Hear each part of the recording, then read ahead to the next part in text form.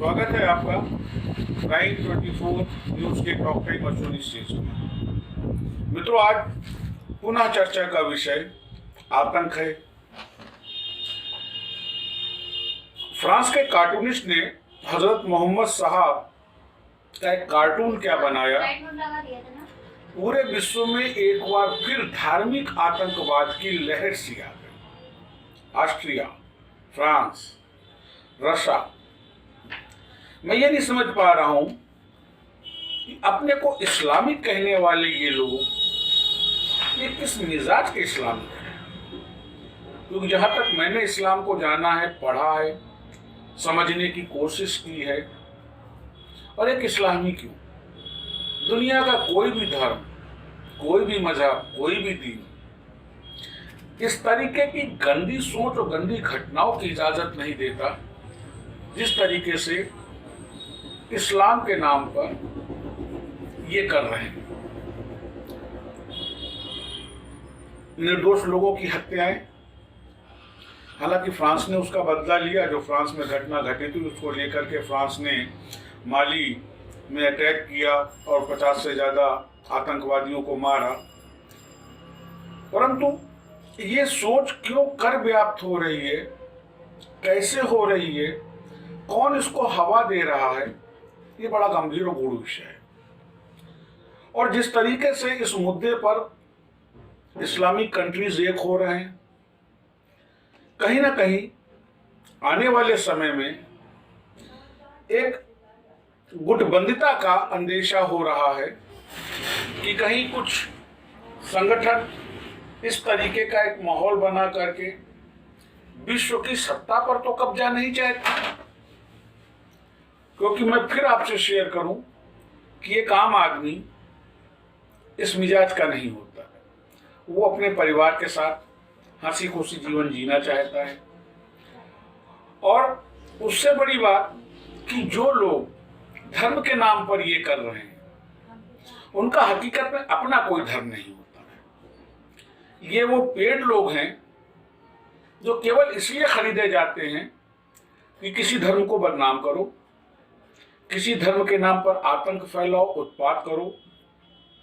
मैंने पहले भी आपसे एक बार शेयर किया था, बच्चों को, हमारे हिंदुस्तान के बच्चों को 8वीं 7वीं में पढ़ाया जाता था कि जिस शख्सियत के नाम पर ये हत्याएं हो रही हैं फ्रांस में, ऑस्ट्रिया में, रशिया में, उन्हीं हजरत मोहम्मद साहब की एक छोटी सी कहानी में फिर आपके साथ शेयर कर रहा हूं आज कि उनके ऊपर एक यहूद औरत रोज कूड़ा फेंकती थी।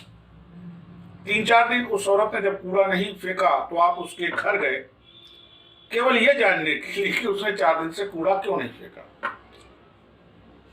एक मैसेज था इसके पीछे।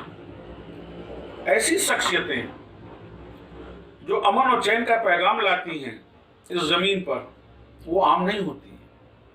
और इस तरीके से ये हरकतें करके आप उसके प्रति अपना सम्मान नहीं जाहिर कर रहे हैं, उसकी सोच को बदनाम कर रहे हैं। अगर किसी कार्टूनिस्ट ने कार्टून बनाया तो आपने उसको सजा दी, और सजा देने का काम जो है कानून का है, आपका नहीं। आप कंप्लेन करते, फ्रांस के कानून से उसका डिस्पोजल होता। आपने हत्या की, और हत्या की तो कहीं इजाजत नहीं इस्लाम में। इस्लाम तो वो दीन है जो हिंदा जैसे को माफ करता है। फिर मैं आपके साथ शेयर करना चाहूंगा, और जो न जानते हो हिंदा की स्टोरी, जाने, पढ़े। वो इस तरीके से कत्लेआम नहीं करता, निर्दोषों को नहीं मारता। इसके पीछे कहीं ना कहीं कोई विश्वव्यापी षड्यंत्र है। कुछ ऐसे आतंकवादी संगठन जिनको इन कंट्रीज से फंडिंग है, वो पूरे दुनिया की अमन शांति को वो डिस्टर्ब करना चाहते हैं। वो खौफ का शासन चाहते हैं। और इसीलिए पुनः एक बार 90 का वो दशक रिपीट हो रहा है जो सद्दाम से लेकर के और ओसामा तक गया था। और इन हमलों में निर्दोष एक आम आदमी मरता है। वो आदमी मरता है जिसके ऊपर अपने परिवार की जिम्मेदारी होती है। वो आदमी मरता है जो मन सुकून के साथ अपने परिवार के साथ जीना चाहता है। साथियों, सोचना पड़ेगा विश्व समुदाय को कि आखिर क्यों कर ये माहौल बन रहा है। आज तक किसी भी मुद्दे पर कोई भी इस्लामिक कंट्री इसलिए आगे नहीं आई कि कौम पढ़ लिख करके अपना एक मर्तबा हासिल करे। हिंदुस्तान की 22 से 27 करोड़ की मुस्लिम आबादी में आज भी 80% बच्चे ऐसे हैं जिनको बेसिक तालीम नहीं मिल रही है। वो अगर पाना और क्लास उठा करके ना जाएं तो उनके पास जीने का दूसरा जरिया नहीं है। और जबकि दीन कहता है, इस्लाम कहता है कि अगर इल्म के लिए चीन भी जाना पड़े तो जाइए। जो दीन तालीम की ये पैरवी करता हो, तालीम को फर्स्ट फॉरमोस्ट रखता हो, आज तक तो नहीं इस्लामिक कंट्रीज ने इस बाबत कोई रुचि दिखाई। उस हत्या को लेके, उसके रिएक्शन को लेकर के एक माहौल बनाना, ये कहीं ना कहीं विश्व स्तर पर किसी गहरे षड्यंत्र का द्योतक है। विश्व समुदाय को ये चीज समझनी चाहिए और हिंदुस्तान में खास करके विपक्ष को कि कहीं वो जाने अनजाने इस आतंक को बढ़ावा तो नहीं दे रहे। क्योंकि जो घटना 29 तारीख को नंद बाबा के मंदिर में घटी और वो शख्स जो इससे पहले सीएए में नामजद था, कहीं कोई ऐसा षड्यंत्र तो नहीं हो रहा है जिसका कोई ना कोई लिंक हिंदुस्तान से भी जुड़ा हो। मैंने आपसे शेयर किया था कि जिस समय मकबूल फिदा हुसैन ने हिंदू देवियों के नग्न चित्र बनाए थे और उसका जब विरोध हुआ था तो तथा कथित प्रबुद्ध वर्ग ये दुहाई लेकर के सड़कों पर उतरा था कि साहब आप अभिव्यक्ति की स्वतंत्रता को नहीं रोक सकते, ये अत्याचार है, ये विरोध नहीं होना चाहिए। तो क्यों कर इस कार्टूनिस्ट की हत्या पर इनके मुंह से आवाज नहीं निकल रही?